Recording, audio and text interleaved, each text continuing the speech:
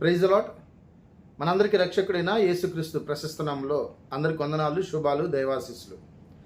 మీ అందరికీ తెలుసు, గడిచిన కొన్ని వారాల క్రితమే మరి సుప్రీంకోర్టు వారు ఎస్సీలకి విరుద్ధంగా ఒక తీర్పుని ఇవ్వటం జరిగింది. ఎవరైతే ఎస్సీలు క్రైస్తవులుగా మారుతారో వారికి ఉన్న హోదా కోల్పోతారని ఒక అన్యాయమైన తీర్పు, ఆర్టికల్కి వ్యతిరేకంగా తీర్పునివ్వటం జరిగింది. దీని విషయంలో చాలామంది క్రైస్తవ నాయకులు స్పందించారు. అలాగే మన కాంగ్రెస్ లీడర్ వైఎస్ షర్మిల గారు కూడా దీని విషయంలో తీవ్రంగా స్పందించి ఇది చాలా అన్యాయం, సుప్రీంకోర్టు ఇచ్చిన తీర్పు ఆర్టికల్స్కి విరుద్ధంగా తీర్పునిచ్చిందని షర్మిల గారు కూడా దీని విషయంలో స్పందించడం జరిగింది. అలాగే సిపిఎం వాళ్ళు, అలాగే మంద కృష్ణమాదిగ ఇలాంటి వాళ్ళందరూ చాలామంది దీని విషయంలో స్పందించి ఇది దళిత క్రైస్తవులకు జరుగుతున్న అన్యాయం అని వాళ్ళ గళాలు విప్పారు. సుప్రీంకోర్టు ఒక సర్వోన్నత న్యాయస్థానమనో లేక సుప్రీంకోర్టు మన దేశంలోనే అతిపెద్ద న్యాయస్థానమనో దానికి ఒక విశాలమైన రెస్పాన్సిబిలిటీ, బాధ్యత ఉందనో ఇవేవి కనిపించలేదు.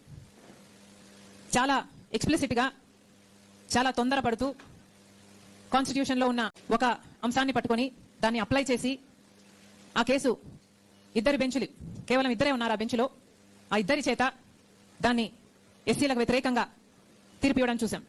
కానీ సుప్రీంకోర్టు ఉట్టి తీర్పు ఇవ్వడానికే లేదు, చిన్న కోర్టులు కూడా తీర్పిస్తాయి. ఏ కోర్టు అయినా ఇవ్వచ్చు, మార్చి ఇవ్వచ్చు. కానీ Supreme Court even more bigger responsibility is in interpreting the constitution. Constitution స్పిరిట్ని కరెక్ట్గా ఇంటర్ప్రెట్ చేయడం కూడా సుప్రీంకోర్టు బాధ్యత. అంతేకాదు కాన్స్టిట్యూషన్ గార్డియన్గా కూడా సుప్రీంకోర్టు ఉండాలి, ఇది కూడా సుప్రీంకోర్టు బాధ్యత. కానీ ఇవేవి కనిపించలేదు. కేవలం హడావిడిగా ఇది ఒక కొలికి రావాలి అన్నట్టు కేవలం ఇద్దరు బెంచ్తో, అందుకే కాంగ్రెస్ పార్టీ జాతీయ స్థాయిలో దీన్ని ఖండించడం జరిగింది. ఇదేమిటిది, ఇద్దరి బెంచ్తో మాత్రమే ఇంత ముఖ్యమైన తీర్పు ఇలా ఇచ్చారు, ఇలా కాకుండా 7 మందితోనో 9 మందితోనో పెద్ద బెంచ్తో ఇది డిబేట్ చేసునుంటే రాజ్యాంగం ఏం చెప్తుంది అన్న ఇంటర్ప్రిటేషన్, ఫైనల్ ఇంటర్ప్రిటేషన్ డిబేట్ జరుగును. కాన్స్టిట్యూషన్ గార్డియన్స్గా కూడా వాళ్ళు వ్యవహరించాలి అన్న విషయాన్ని మర్చిపోయి చేసినట్టుగా కనిపిస్తుంది. ఎందుకంటే కాన్స్టిట్యూషన్ స్పిరిట్ని ప్రొటెక్ట్ చేసినట్టుగా ఇది కనిపించడం లేదు, ఇంటర్ప్రిటేషన్ జరిగినట్టుగా కనిపించడం లేదు. అదేవిధంగా కాన్స్టిట్యూషన్ గార్డియన్స్గా, అంటే ఫండమెంటల్ రైట్స్ని కూడా వీళ్ళు గార్డ్ చేశారు, వీళ్ళు గార్డియన్స్గా ఉన్నారు అన్న భావము ఎక్కడా కనిపించలేదు. ఎందుకంటే article 14 is saying equality, article 15 is saying prohibition of discrimination, article 25 is saying right to religion. But ఇవేవి పరిగణలోకి తీసుకోకుండా చేయడం జరిగింది. క్లియర్లీ మనందరికీ తెలిసిన విషయం, దర్ ఇస్ అ కాన్స్టిట్యూషన్లోనే there is a clear conflict between article 341 schedule caste and article 14, 15 and 25. ఒకే రాజ్యాంగంలో, ఒకే కాన్స్టిట్యూషన్లో ఇలా కాన్ఫ్లిక్టింగ్ ఐడియాస్ ఉండడం వల్లనే ఇది, అందుకే సుప్రీంకోర్టు ఒక క్లాస్ని అప్హోల్డ్ చేసింది, ఒక క్లాస్ని అప్లై చేసింది, మిగతా కాన్స్టిట్యూషన్లో ఉన్న ఫండమెంటల్ రైట్స్తో సహా అన్ని తొంగలో తొక్కడం జరిగింది. పాత్రికేయ, ఎలక్ట్రానిక్ మీడియా, సోషల్ మీడియా మిత్రులు, సోదరులందరికీ ఉద్యమ అవసరం. దేశంలో జరుగుతున్న ప్రధాన చర్చ ఇప్పుడు మన సుప్రీంకోర్టు దళిత క్రైస్తవుల అంశం మీద ఇచ్చిన తీర్పు మీద దేశంలో సీరియస్గా చర్చ జరుగుతున్న విషయం మనందరికీ తెలుసు. దాని మీద ఎంఆర్పిఎస్ అభిప్రాయాన్ని నిర్దిష్టంగా చెప్పడం కోసం కొంత టైం తీసుకొని కొన్ని విషయాలు అధ్యయనం చేసినాకనే సమాజం ముందుకు రావాలి. ఏది న్యాయమైతే ఆ న్యాయం వైపు నిలబడాలి, ఏది ధర్మం అయితే ఆ ధర్మం వైపే నిలబడాలి. దాన్ని అడ్డుకునే శక్తులు ఏ రూపంగా ఉన్నా, ఎవరో ఏ పేరుతో ఉన్నా వాటిని తలొగ్గకుండానే ముందుకు సాగాలని ఒక స్థిరమైన నిర్ణయం తీసుకున్నాకనే ప్రెస్ మీట్ పెడుతున్నాం. దేశంలో ఉన్నబడే దళితులు క్రైస్తవ మతం పుచ్చుకుంటే వాళ్ళ ఎస్సీ హోదా రద్దే అని సుప్రీంకోర్టు ఇచ్చిన తీర్పును, ఆ తీర్పుపై మేము తీవ్రంగా ఖండిస్తున్నాం. ఎంఆర్పిఎస్ పరంగా అందుకు బలమైన నిరసన కూడా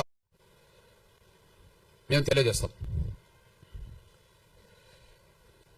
క్రైస్తవ మతంలోకి దళితులు మారితే వాళ్ళ ఎస్సీ హోదా రద్దు అనే తీర్పును మేము ఖండిస్తున్నాం. దానిపై బలమైన నిరసన కూడా వ్యక్తం చేస్తాం. అయితే శోచనీయం ఏంటంటే మన ప్రీతమ ముఖ్యమంత్రి గారు మరి నారా చంద్రబాబు నాయుడు గారు దీని విషయంలో స్పందించకపోవటం చాలా ఆశ్చర్యానికి గురి చేస్తూ ఉంది. 2019 అసెంబ్లీలో, శాసనసభలో ఈ చంద్రబాబు నాయుడు గారు ఒక తీర్మానం చేశారు. ఏమనంటే నేను ఏ విధం చేతనైనా ఎస్సీలకి హోదాను కల్పిస్తాను, వాళ్ళ హోదాలు ఎక్కడ కోల్పోరని చెప్పి మరి మన ముఖ్యమంత్రి గారు చంద్రబాబు నాయుడు గారు వాగ్దానం చేయడం జరిగింది.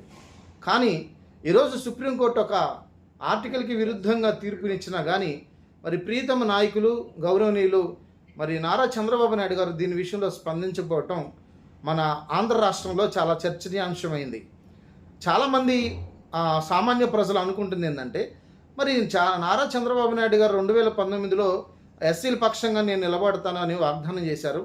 కానీ మరి ఎస్సీలకి ఇంత అన్యాయం జరుగుతున్నా క్రైస్తవునికి మారిన వారికి హోదాను కోల్పోతారు అని సుప్రీంకోర్టు జడ్జిమెంట్ ఇచ్చినా మరి చంద్రబాబు నాయుడు గారు దీని విషయంలో స్పందించకపోవటం చాలా బాధాకరంగా ఉంది. ఎందుకంటే బడుగు బలహీన వర్గాల పక్షంగా ఎప్పుడు చంద్రబాబు నాయుడు గారు ముందుంటారు. కానీ ఎందుకనో మరి ఈ విషయంలో ఇంతవరకు నారా చంద్రబాబు నాయుడు గారు గలం ఎప్పలేదు.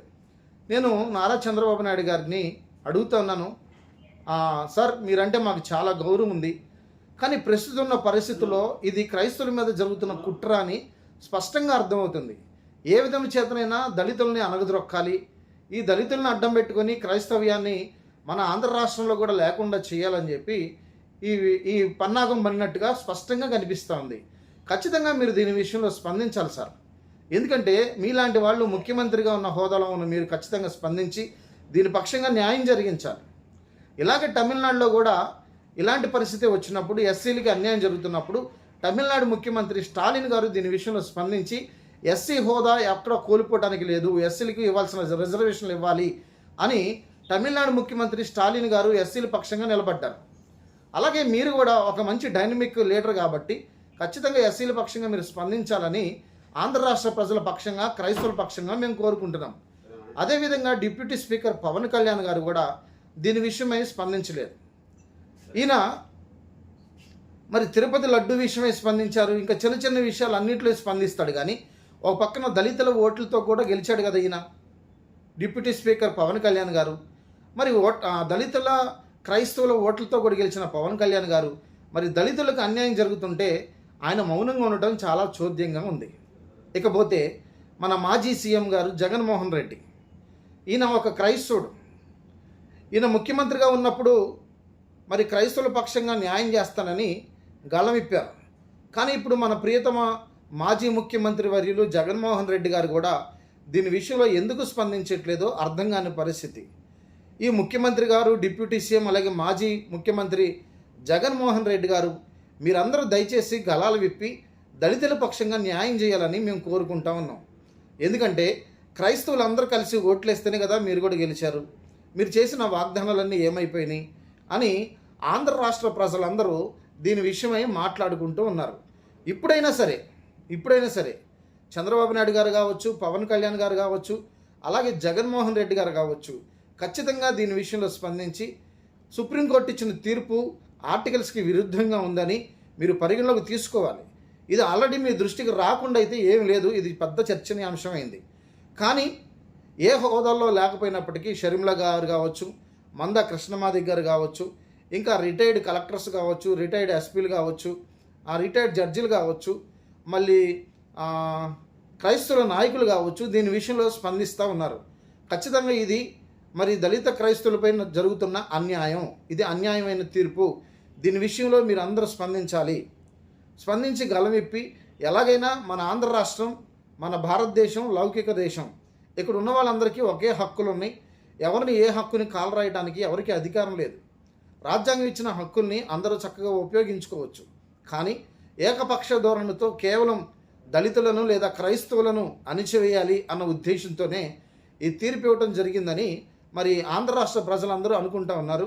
కాబట్టి విఘ్నులైన ముఖ్యమంత్రి గారు, అలాగే గౌరవ పవన్ కళ్యాణ్ గారు, గౌరవ జగన్మోహన్ రెడ్డి గారు కూడా దీని విషయంలో స్పందించి ఈ ఎస్సీలుగా ఉన్నవారు క్రైస్తవులుగా మారితే వారి హక్కులు కోల్పోతారన్న తీర్పు విషయమై మీరు స్పందించి రాష్ట్రపతి దృష్టికి దీన్ని మీరు తీసుకెళ్ళి ఈ కేసుని ఏ సుప్రీంకోర్టు అయితే ఈ జడ్జిమెంట్ ఇచ్చిందో ఆ జడ్జిమెంట్ని రద్దు చేసే విధంగా మీ వంతుగా మీరు కూడా ప్రయత్నం చేయాలని ఆంధ్ర రాష్ట్ర ప్రజల పక్షంగా, క్రైస్తవుల పక్షంగా మేము కోరుకుంటూ నా మాటలు ముగిస్తున్నాను.